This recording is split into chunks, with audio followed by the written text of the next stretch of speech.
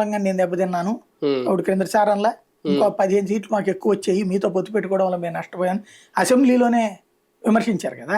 విష్ణుకుమార్ రాజు మాట్లాడక ఒక్కసారి ఏదో మొక్క మాట్లాడాడు, ఏ నువ్వేం మాట్లాడతావు అని చెప్పేసి తీవ్ర ఆగ్రహంతో స్వరంతో రెచ్చిపోయి వార్నింగ్ ఇచ్చాడు. ఆయన ఈ వల్ల నేను 15-20 కోల్పోయాను అని ఉంటుంది. ఆయన పాపం అసలే చంద్రబాబు గారిని శోభన్ బాబు అని పొగుడుతుంటాడు. అట్లాంటి మనిషి బాగోదు భారతీయ జనతా పార్టీ వాళ్ళు ఏమైనా ఫీల్ అవుతారేమో అనుకుని ఫ్లోర్ లీడర్ స్థాయిలో మనం కలిసి పోటీ చేయడం వల్ల విజయం సాధించాము బాబు గారు, మీరు అట్లాగా పదే కేంద్రం మీద వెళ్ళడానికి కరెక్ట్ కాదు, కేంద్రం చాలా ఇచ్చింది, ఎవరు నీకు చెప్పింది అసలు ఇచ్చింది, ఏం మాట్లాడుతున్నావు నువ్వు అని చెప్పి రెచ్చిపోయి తీవ్ర స్థాయిలో రెచ్చిపడితే ఇప్పుడు అదే విష్ణుకుమార్ రాజు మళ్ళీ ఇంకా కూడా చంద్రబాబుని ప్రేమిస్తాడు. అదే చంద్రబాబు గారు నిజంగా ఆయన అన్నట్టుగానే అదృష్టవంతుడు.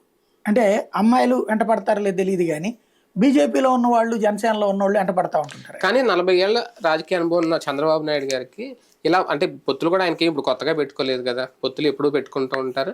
నిరసనలో సెగలు ఎలా ఉంటాయి ఆయనకు కూడా తెలియదు ఏం కాదు. ఈ అసంతృప్తి సెగలు తగులుతాయని ముందుగా తెలియదు. ఎందుకంటే ఇప్పటికే ఉండవెళ్ళి క్యూ కడుతున్నారు. ఇప్పుడు ఆ రంపచోడవరం నుంచి ఆవిడ వచ్చేసి నాకు ఎందుకు టికెట్ ఇవ్వలేదని మొన్నటి వరకు పొగిడిన పీతల సుజాత ఇప్పుడు ఆమె ఓపెన్ గా మాట్లాడుతున్నారు, మాజీ మంత్రి నేను ఇన్ని రోజులు కామ్ కోరుకున్నాను ఎందుకని.